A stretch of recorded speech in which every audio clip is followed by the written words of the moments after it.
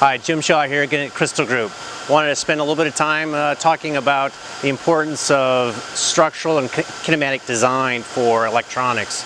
One of the things that has been long known in the industry is you really need to have a fair separation between the resonance of the circuit boards that you're packaging, the chassis that they're going into, and ultimately the structure that that chassis goes into.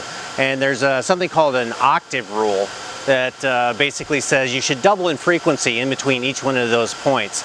So if you have a transmissibility that is focused around or centered around say 100 Hertz for a circuit board, then what you want is you want to be able to double that resonant frequency in the chassis.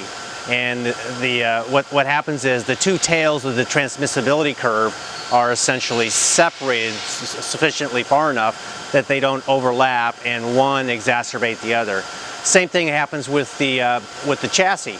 You really want to be able to have one octave or double in frequency from the chassis resonance to the mount resonance that it's going into, whether that be the aircraft, a Humvee, or whatever the case may be.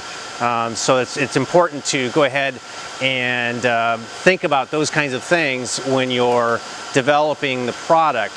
So stiff chassis are critically important in making sure that your product has a long life. So one of the things that we try to do is have our resonant frequencies, the chassis, right around 175 Hertz, so that we can ensure that the circuit boards that we're packaging have no overlap in transmissibility. Thanks. Join us next time for another shiny object at Crystal Group.